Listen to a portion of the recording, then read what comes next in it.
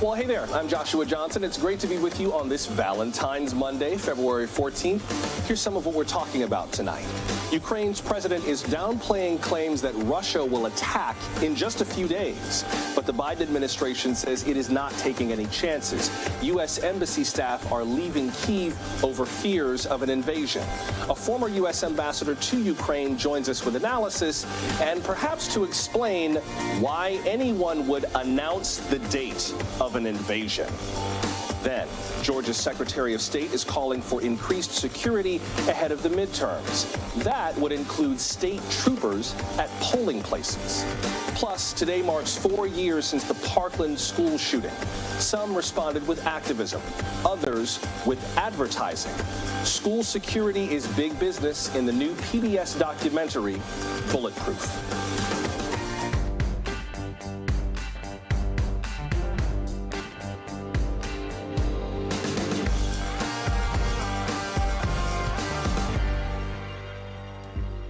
So for a few weeks now, we have been told it's not a matter of if Russia would invade Ukraine, just a matter of when. Today, we apparently got some clarity on when, in unusually precise language, a date. This Wednesday, February 16th. Ukrainian President Volodymyr Zelensky announced that on Facebook, and then hours later, he took it back. A spokesperson said Ukraine's president was echoing a date that had been spread in the media, but still, President Zelensky called the 16th a, quote, day of unity for Ukraine. Meanwhile, the Pentagon would neither confirm nor deny the date. I won't get into a specific date. I don't think that would be smart. I would just tell you that it is entirely possible that he could move with little to no warning. So why did Ukraine choose to make this information public? Good question. But the pressure and suspense spooked the markets today. Apparently, they've spooked the State Department, too. Today, the Secretary of State announced that the U.S. will move its embassy from Kyiv to Lviv. That pulls the staff away from Russian forces along Ukraine's borders and further west, near the border with Poland. Russia's military is positioned along 75% of the Ukrainian border. So what happens next? And more importantly, when? Joining us now is Ambassador John Herbst. He's the former U.S. ambassador to Ukraine and Uzbekistan. Today, he's the director of the Eurasia Center at the Atlantic Council. Mr. Ambassador, welcome to the program. Good to have you with us. Nice to be here. Am I the only one who thought it was a little weird that President Zelensky was like, Russia is going to invade Wednesday, like with that kind of specificity? That just sounded strange to me. It's odd that that's being put out in the public domain like that, but it's also true that there were intel reports suggesting that, as I understand it. What do you think might be the strategy behind saying that out loud? Like, why not just keep that under your hat? Well, I think that in one area, where there's been pretty good coordination between the Biden administration and the Zelensky administration in Ukraine, there has been a difference regarding the public discussion of the Russian threat. The administration has decided that for a variety of reasons, it's important to make loud and clear the possibility or even the likelihood of a Russian additional invasion of Ukraine. Zelensky, who may not share the same deep pessimism of the administration about that invasion, also is very concerned about the impact of his economy on public statements that Russia will in fact invade.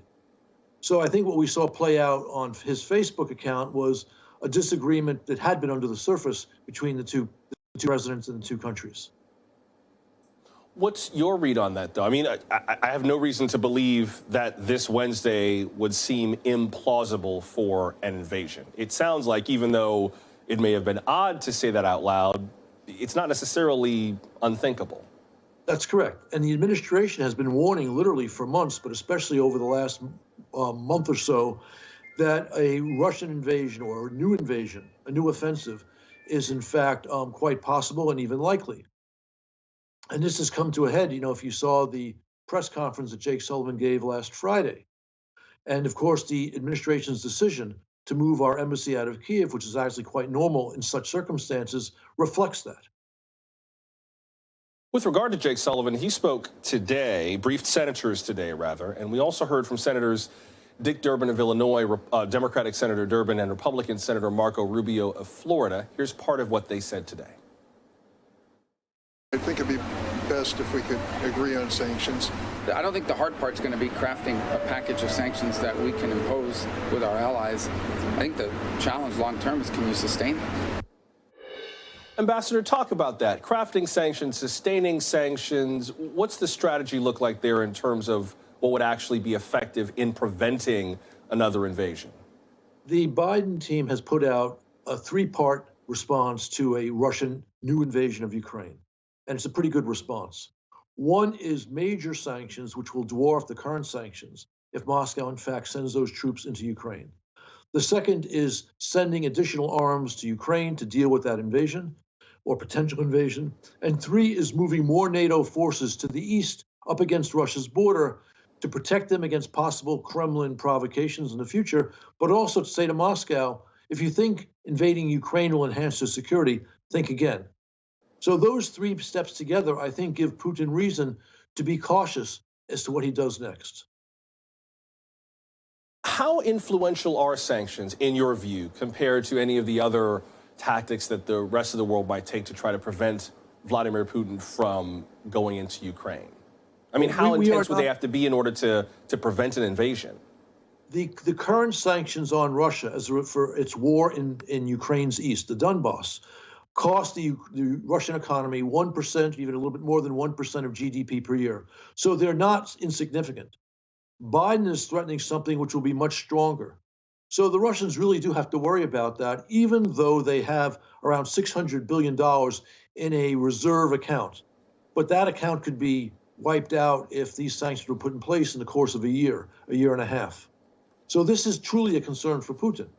It's not as great a concern as if we were willing to militarily defend Ukraine, but we're not. And that is not part of the Biden policy. See, that's kind of why I wonder about the sanctions. I mean, if the sanctions before were so intense, they took 1% out of the economy, and Vladimir Putin's still thinking about doing this again, it kind of makes me wonder where the deterrent lies. We asked some of our viewers what they think America's role in Ukraine should be, if any. Ray tweeted, without any true influence or power, Biden's role is to make sure he doesn't fall into one of Putin's traps. Ambassador, what about that?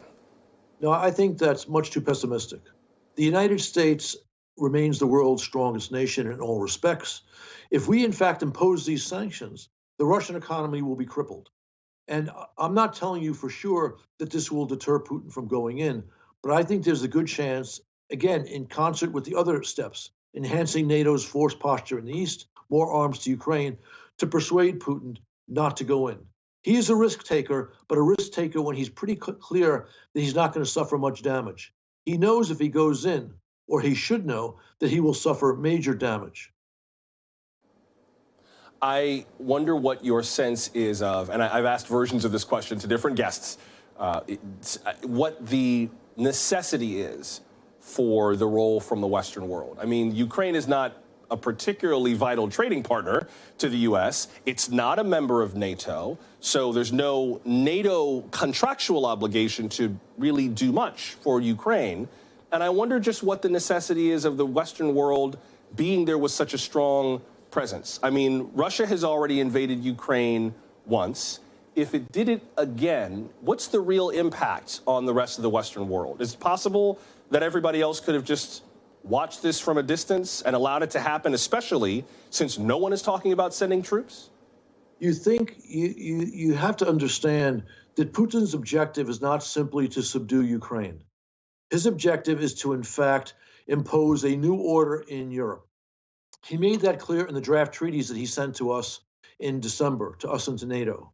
He wants to re-exert Russian control, not just over Ukraine, but over all the territory that used to make up the Soviet Empire. That includes all the new members of NATO in Eastern Europe, the Baltic states, Poland, Romania, the Czech Republic, and so on. This is a great danger to American interests. We can defeat Putin in Ukraine without sending in American soldiers. We would have to send in American soldiers if Putin provokes the Baltic states, Poland, Romania, and so on. We have a contractual obligation. The smart policy for us, the economical policy for us, is to use all these other measures to make sure that Putin does not win in Ukraine. Because if he does win in Ukraine, we have to worry about our NATO allies. This is a big deal. Ambassador, and it will also encourage China to go after Taiwan if we let Putin have his way in Ukraine. Yeah, I hear you in terms of the larger message that it would send, not so much with this conflict, but the downstream effects on other potential conflicts as well. Ambassador John Herbst, we appreciate you making time, sir. Thank you very much. My pleasure. For some Ukrainians, reuniting with family is the priority. Russian-backed separatists have occupied parts of the country for as many as 8 years now. Some Ukrainian families have been kept apart since. From our partners at Sky News, Deborah Haynes has that story. Like a scene from the Cold War when an iron curtain cut through Europe, this is no man's land in eastern Ukraine. A border between territory held by the government on one side and Russia-backed separatists on the other. And it's not just land that's been divided. This is the only place families can cross from Luhansk and Donetsk after separatists blocked other routes. Это тяжело, потому что большинство родственников живут на Украине. Хочется очень часто с ними видеться, особенно сестра моя, я очень люблю. У меня старшая дочь в Харькове. Мы с младшей живем.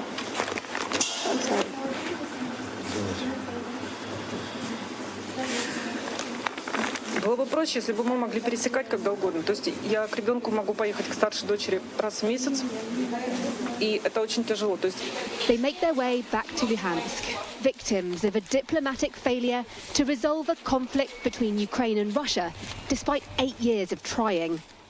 So the occupied part of Ukraine is about 800 meters that way. This is the path that people wanting to cross between the two sides have to go. We're not actually allowed beyond this point here. But because of the rules that they're under on the other side, they're only actually allowed to come here over to this side once a month. Sit down, please.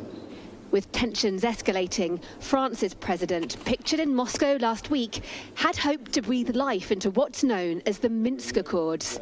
They aim to secure a lasting peace, but Kiev wants them to deliver a fully sovereign Ukraine, while Moscow seeks to use them to gain permanent influence. Sometimes I think there's been a cultural predisposition in Western capitals to assume that if we have a geopolitical problem on our doorstep in Europe, then somehow with good faith, common sense, reason, and pragmatic concessions on both sides, you can broker a solution which not only resolves that problem, but also leaves everybody more or less happy. I suggest that in this case, that is not possible. Residents also conflicted. ну, я Украину люблю и хотела бы в составе быть, но, может быть, автономно как-то, чтобы мы их не раздражали, они нас не раздражали. Вот так как. This woman wants Ukraine reunited so her daughter can see her father in Kiev more easily. Ми розлучені, а я зараз живу у своїх батьків. І мені доводиться, щоб батько бачив дитину, кожен раз їздити. Ну, і такий важкий шлях подолати. If warnings of a new invasion are right, though, their journey is about to become even harder. Deborah Haynes, Sky News, Stanitsa Luhanska, Eastern Ukraine. After the break, we turn to Georgia politics. An effort to pull a neighborhood out of Atlanta may be over. And Georgia's Secretary of State is proposing patrols at the polls. We're glad you're with us for Now Tonight from NBC News.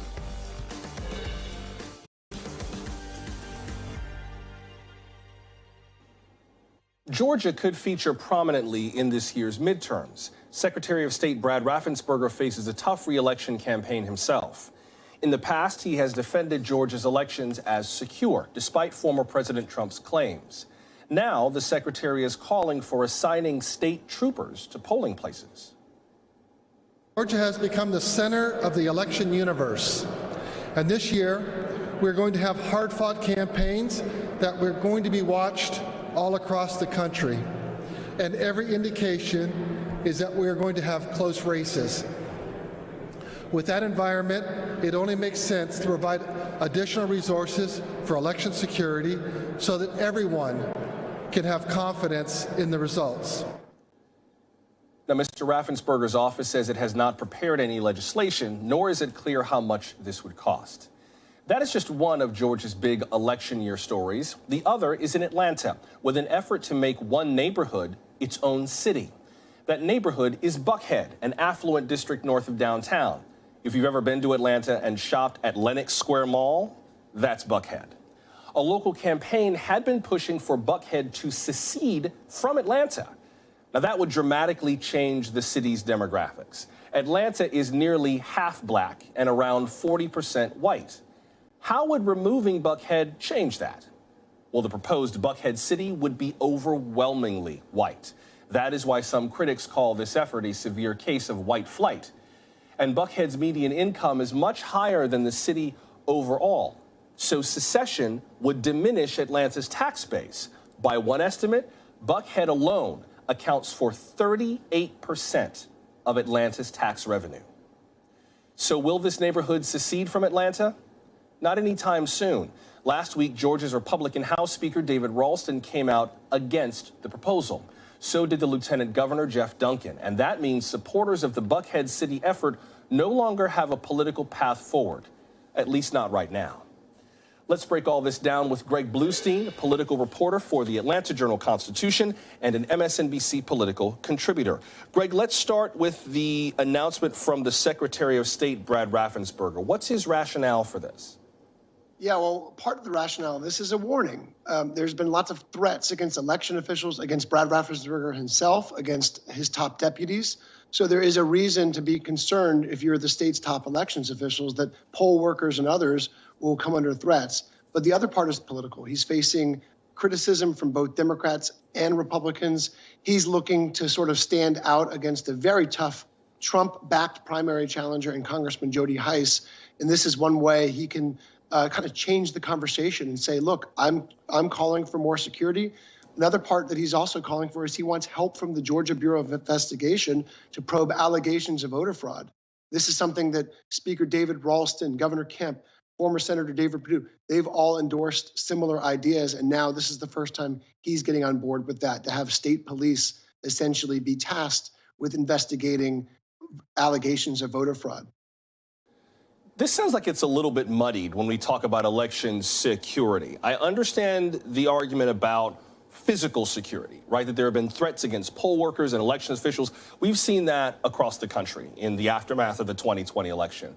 But then there's this other strand of thought about election security, which has had to go to some of the conspiracy theories around the last election. Indeed, Mr. Raffensperger himself asked the Georgia Bureau of Investigation to investigate claims that there had been malfeasance at the polls, and it closed the investigation because it couldn't find anything. So it sounds like we're talking about a few different things here.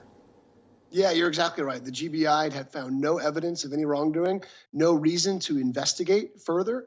And as you mentioned, there's been no evidence whatsoever of any sort of rampant, widespread voting fraud,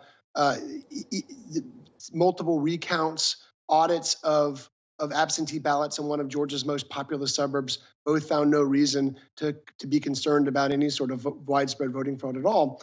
But this is part of the Republican messaging post-Trump. It is voter integrity is the phrase they use to say that, hey, there might have been problems, and we want to make sure we get to the root of it, even though there were no problems. And Brad Raffensperger was kind of out front, reminding people left and right that this was a free and fair election in Georgia. I also want to get to this Buckhead City secession effort. We spoke to Andre Dickens, who's the new mayor of Atlanta, the newly elected mayor of Atlanta. Crime has been a big part of this story from the beginning, at least among the stated reasons that supporters of this secession effort gave. Here's part of what the mayor said in terms of his strategy for dealing with crime in Atlanta. Watch. I'm going to hire 250 police officers in the first year because we lost a lot of officers over the past few years. And this is not going to cost us any new money. It's already in the budget. We're just aggressively going about it. I'm using technology like street lights and Shot Spotter to find out where shots are, new cameras to be able to, to have a deterrence for crime, but also to quickly help us find suspects.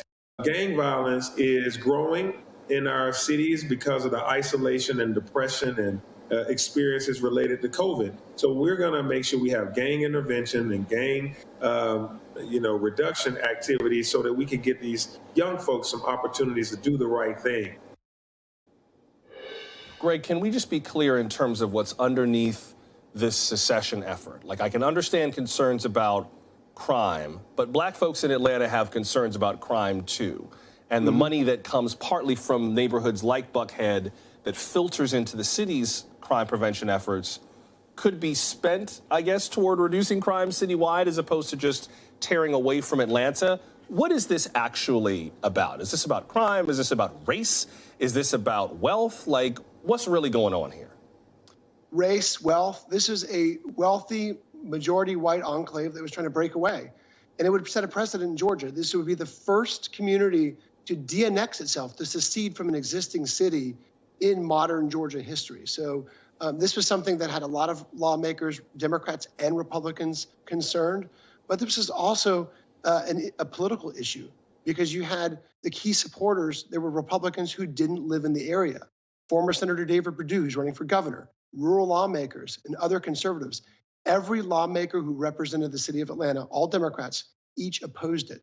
So basically, there was an argument that carpetbaggers, that non-Atlantans were trying to influence this debate. And the leader of this movement is a former New York transplant who moved to Atlanta recently named Bill White, who had curried favor with Republicans, but began to lose that favor in recent days as he amplified a racist post on Twitter and spread around conspiracy theories that really alienated conservative lawmakers, even some of his top supporters, over the last few days. I think we should be clear also, it's not like people are leaving Atlanta in droves necessarily. The city keeps, one of my good friends said the sign on the city limits should say, "Welcome to Atlanta, we full."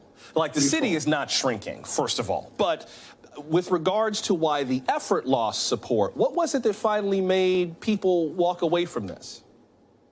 You know, there was always some concerns, underlying concerns from conservatives and Democrats, but really, the ruling Republicans in the Georgia legislature, that this would set this precedent and allow other cities to sort of split apart. You know, if Atlanta can do it, what about Athens, Georgia? What about Macon, Georgia? But one of the other major concerns was the question of crime, the question of financing. I spoke to Lieutenant Governor Jeff Duncan, who came out in opposition to this. And there was a major moment last week when he said he will not let this pass the state Senate, which is where he's the president of. He said, look, supporters have yet to elaborate on their plan to stop crime. Crime doesn't stop at city limits. Someone doesn't just see a welcome to Atlanta sign and turn around, even if it does say "we full." There's also questions about financing, about what happens to public schools that were under Atlanta public school system that would be in this new Buckhead city limits. So there's a lot of questions that were yet unanswered. And these are costly questions. These are issues that involve billions of dollars of tax revenue. And the corporate community had also started coming out. We're talking about some of the biggest landlords, some of the biggest name companies in Georgia that are based in Buckhead saying no, no, no. And last 10 seconds, Greg, is this effort dead, or do the supporters plan to bring it up again in the future? Briefly.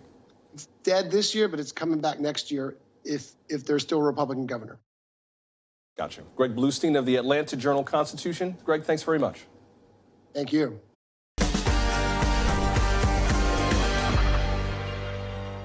All right, time to update some of the stories we've been following, starting with a lawsuit over First Amendment protections. Sarah Palin had sued the New York Times for defamation.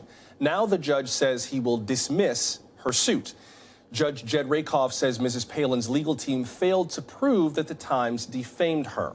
At issue was a 2017 editorial that linked her to the shooting of former Congresswoman Gabby Giffords. Judge Rakoff says he will issue the order after the jury finishes its deliberations. If it rules in Sarah Palin's favor, he says that he will dismiss the case. But the judge added that she will probably appeal, and the appellate court would benefit from knowing what the jury decided. Traffic from Detroit to Canada is flowing again after nearly a week of protests there. Authorities cleared protesters who were blocking the Ambassador Bridge. Police arrested more than 24 people. They seized or towed a handful of vehicles. The Ambassador Bridge carries about a quarter of the trade between the U.S. and Canada. Similar protests have been happening in other Canadian cities in reaction to COVID mandates.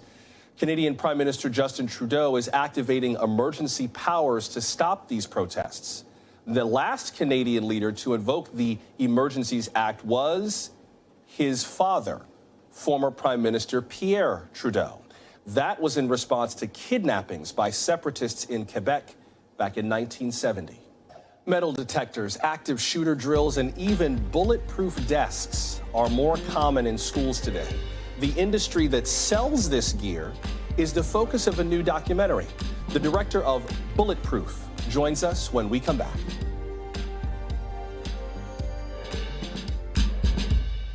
Four years ago today, a high school in Parkland, Florida, fell victim to a deadly shooting.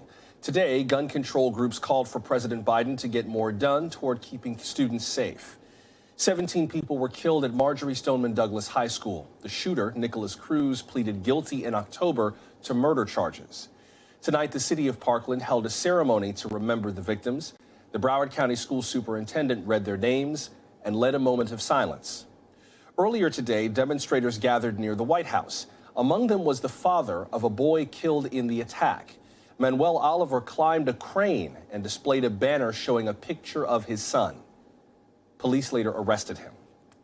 Mr. Oliver's actions were just one effort to draw attention to the tens of thousands of gun deaths since Joe Biden became president. Mr. Biden has been calling on Congress to do something. Those efforts have yielded no new laws, but the president says he remains hopeful. In a statement today, he said, quote, "We can never bring back those we've lost, but we can come together to fulfill the first responsibility of our government and our democracy, to keep each other safe. For Parkland, for all those we've lost, and for all those left behind, it is time to uphold that solemn obligation," unquote.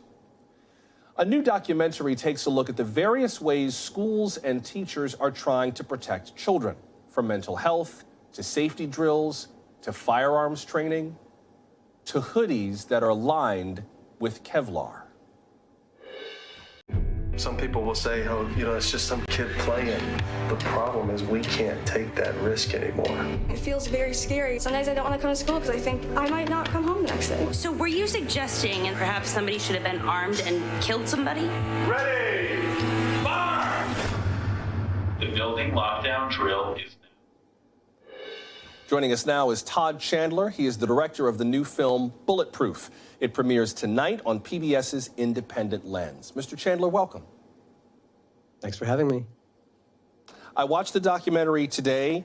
It is so good, but it is also highly unsettling. You've referred to this film as a meditation on fear. What did you mean by that?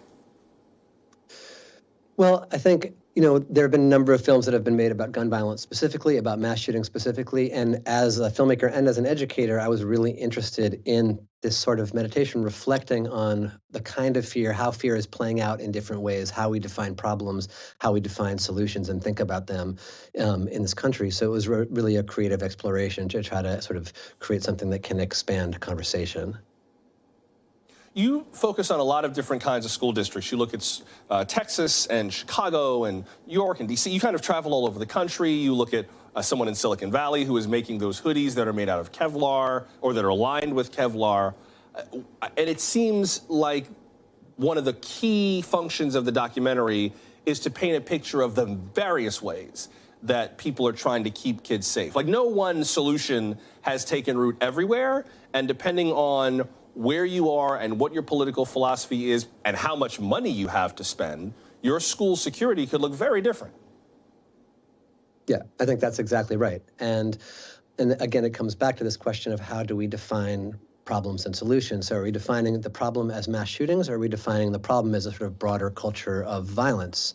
And in terms of solutions, are we thinking about building fortresses, of our schools, or are we thinking about how to really approach things in a more holistic way? And so, I don't have any answers, and the film isn't prescriptive in that way, but I'm sort of through this process of making it, really trying to open up some questions and some deeper reflection on that.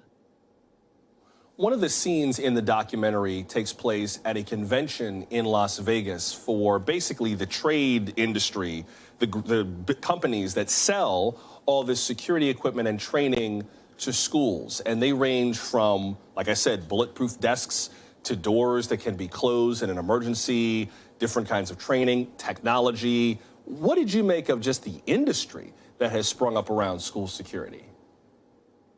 Well, I think two things briefly is that one, at first I went into it and I was a little shocked. I thought, wow, this is a really massive industry. And then as I started to get deeper into it, this industry has been around for a while in that, metal detectors and policing and surveillance have been, deployed in communities of color in schools in those communities for many, many, many years.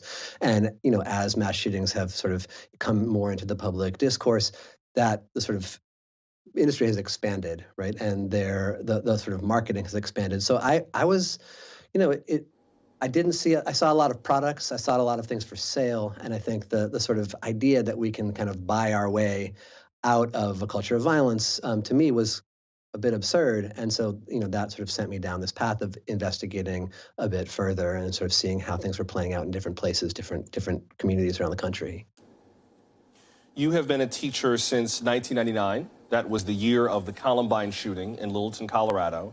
I wonder what your sense is of where we've come over the years in terms of talking about security on campuses and working to keep our kids safe as a teacher.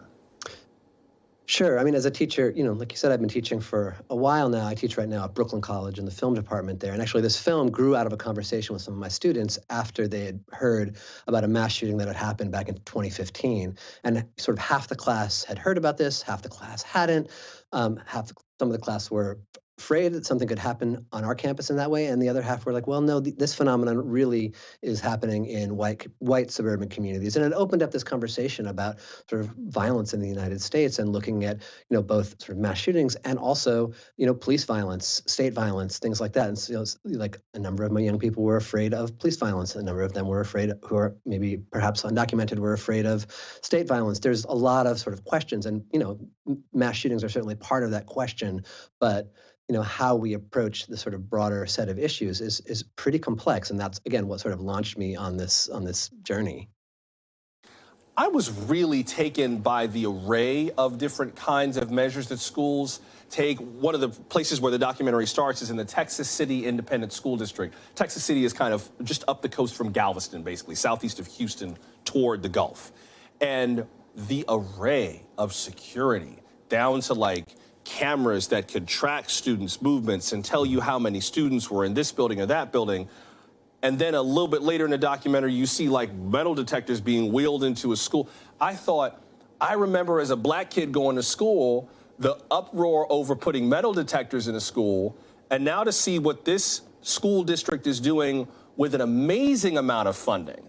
I don't know if I'm more unsettled by the fact that there were metal detectors in the first place, or that other schools in more affluent areas can afford even more than metal detectors. What did you come away from this documentary with in terms of just like the net effect of how we're doing with all of this?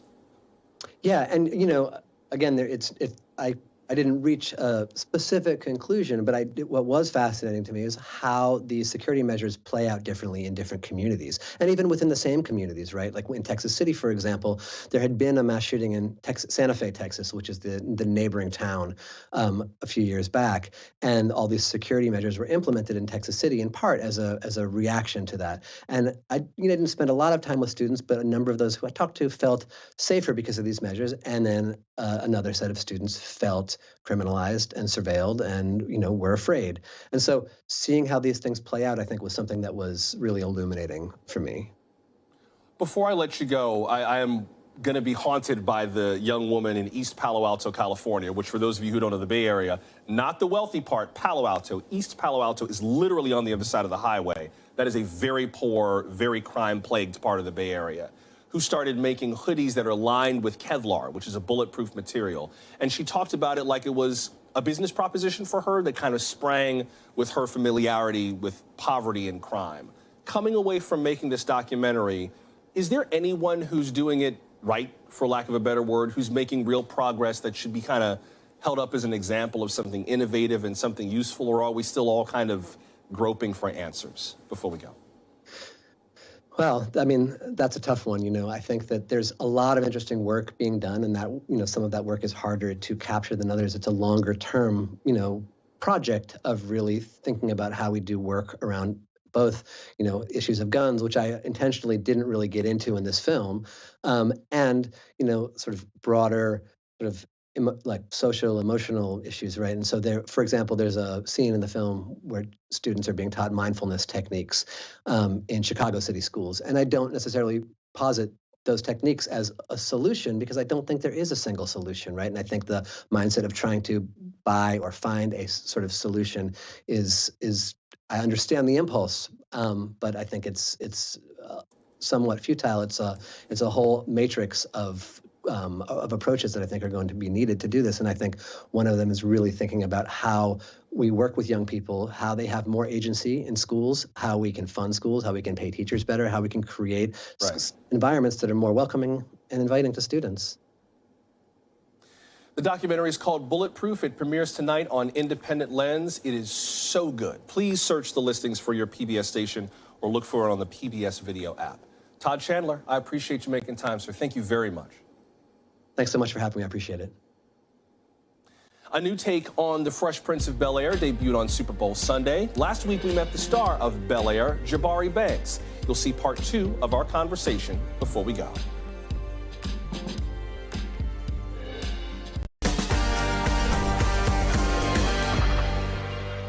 Back in the 80s and 90s, when a network sitcom dealt with controversial topics, they'd advertise it as a very special episode. A new dramatization of The Fresh Prince of Bel-Air is basically one big, very special episode. The first 3 episodes of Bel-Air are now available on Peacock. That streaming service, like this network, is owned by NBC Universal.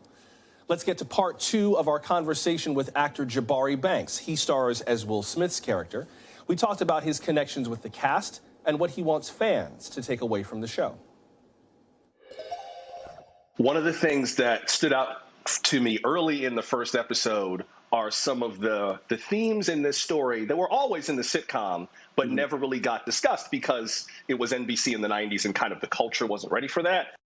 Are there certain storylines within this series that when you read it, you were like, "Ooh, I can't believe we gonna do this"? Like, did anything stand out to you? Yes, I mean the Carlton and Will dynamic is so exciting to watch, and Ali plays Carlton so well. Like, I'm super excited for everyone to hate Carlton and then fall back in love with him.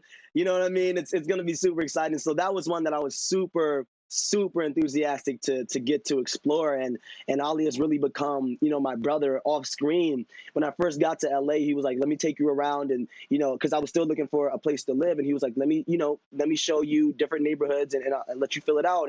And that itself is like, damn, that you get comfortable with the person, and that just helps the chemistry on screen, right?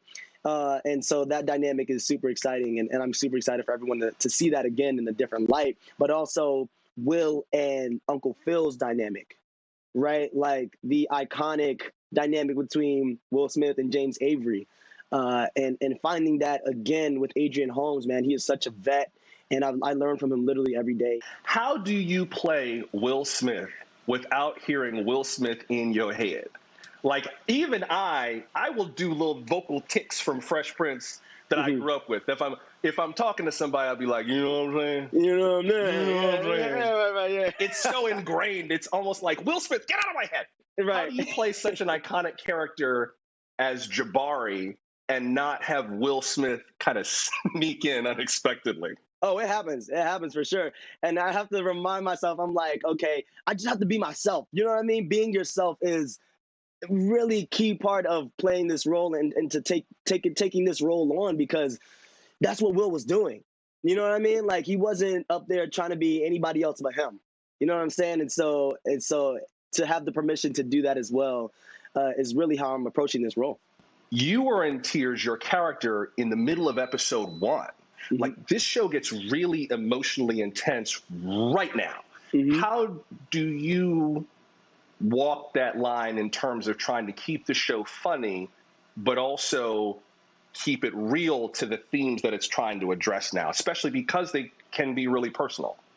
Yeah. I mean, we have to look at the stakes, and we have to look at the reality of the situation that's happening in this 16-year-old young man's life, right? You know what I mean? And it's really life or death.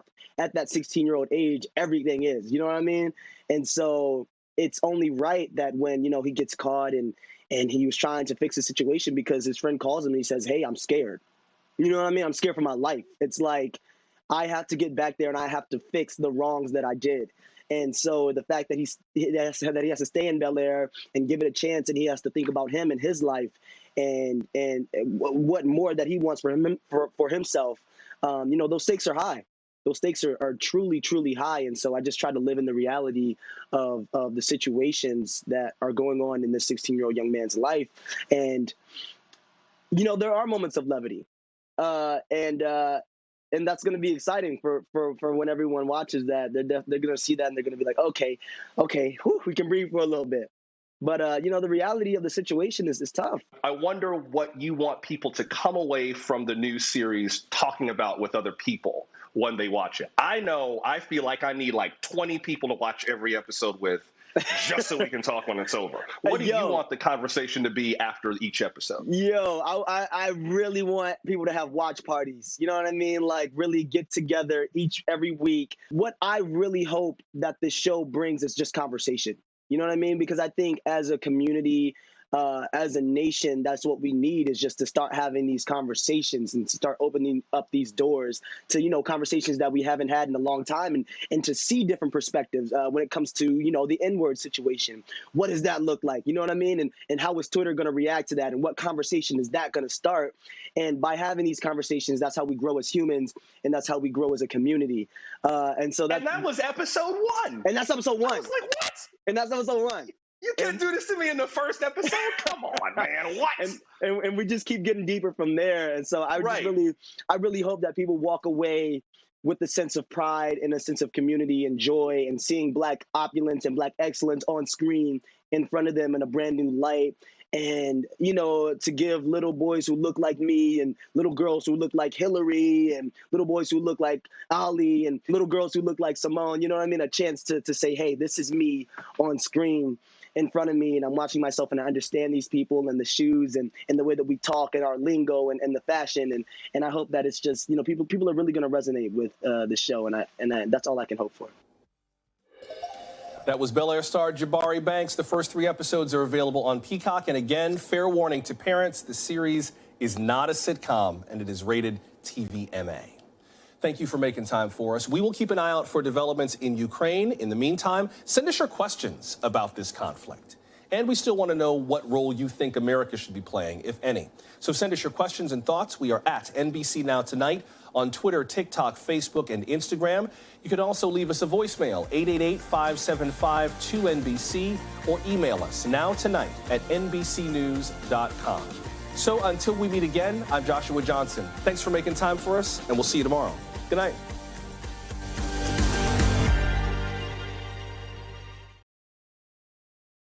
Thanks for watching our YouTube channel. Follow today's top stories and breaking news by downloading the NBC News app.